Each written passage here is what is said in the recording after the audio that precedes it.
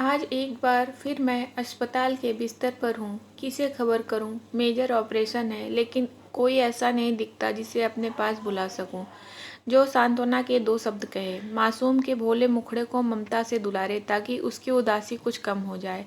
अपने पापा की विरक्ति उससे छिपी नहीं है, और मम्मी न जाने उन्हें क्या हुआ है, क्या होने वाला है। मम्मी को कुछ हो गया तो कहाँ जाएगा वह?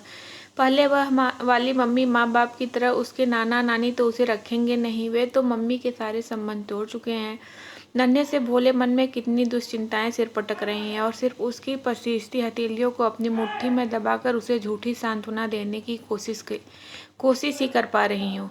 नर्स, वार्ड बॉय सब यमदूत की तरह घेरे हुए हैं मुझे। कोई नस खोज रहा है सुई लगाने के लिए, कोई ग्लूकोज चढ़ाने का इंतजाम कर रहा है, कोई सफाई कर रहा है। ऑपरेशन से पहले इनकी तैयारियां हो रही कि मेरा मन कांपा जा रहा है। और सौम्य सौम्य कहाँ है? वे बाहर खड़े बाकी नर्सों से हंसी ठिठोली कर रहे हैं। अरे मैडम, मुझसे तो यह सब देखा ही नहीं जाता। मेरा बस चले तो मैं अस्पताल आऊं ही नहीं, लेकिन क्या किया जाए। अच्छा है कि आप लोगों जैसे सुंदर सुंदर हंसमुख परियां यहाँ हैं, वरना तो इस नर्क में मेरा बेड़ा गर्क हो जाता। आप सबके भरोसे ही यहाँ हूँ। सौम्य की कामुक आवाज़ और हंसी अंदर तक आ रही थी। चलिए मैडम, ऑपरेशन का समय हो गया। ऑपरेशन थिएटर चलना है। स्ट्रेचर लिए 2 वार्ड बॉय हाजिर हो गए। मैं दरवाजे की ओर देख रही हूँ, शायद अब भी सौम्य अंदर आ जाए। उनके सामने से ही तो स्ट्रेचर आई होगी। आंखों में आंसू भरे मासूम मुझसे लिपट गया। अरे मेरा बहादुर बेटा रो रहा है, मैं जल्दी बाहर आऊंगी, फिर कुछ दिनों में बिल्कुल ठीक हो जाऊंगी। रोना नहीं, मैं उसे सांत्वना दे रही हूँ, लेकिन मुझे सांत्वना देने वाला वहाँ कोई नहीं है। जल्दी कीजिए मैडम, डॉक्टर साहब गुस्सा करेंगे, वार्ड बॉय ने टोका। हाँ चलिए, कह मैं स्ट्रेचर पर लेट गई। बाहर भी सौम्य का कहीं अता पता न था। भैया, मेरे पति कहाँ हैं? मैं हकलाई। वे सारे सिस्टर के लिए मिठाई लाने गए हैं। कुछ कह रहे थे आज उनका स्वतंत्रता दिवस है। आते ही होंगे, कह बेहयाई से दांत निबोरे वार्ड बॉय ने, लेकिन साथ ही थोड़ा धैर्य भी बंधा दिया। शायद मुझ पर दया आ गई उसे। ऑपरेशन थिएटर के अंदर तो जैसे भय सा लगने लगा।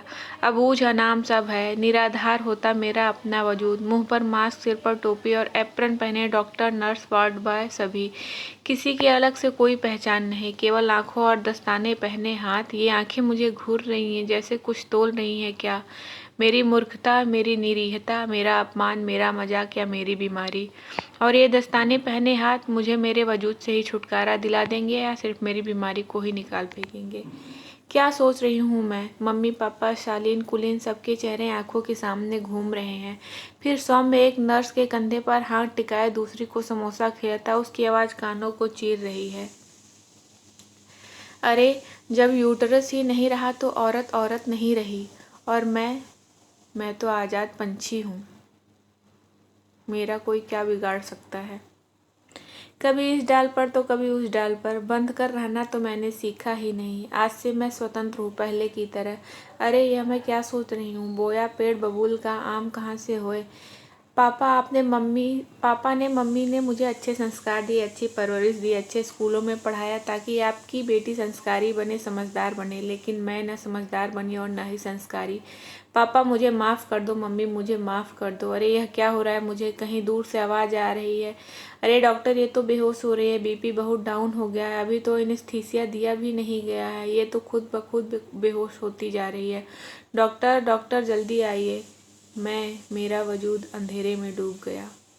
दोस्तों, ये कहानी आपको कैसी लगी? अगर अच्छी लगी तो प्लीज़ मेरे चैनल को सब्सक्राइब करें।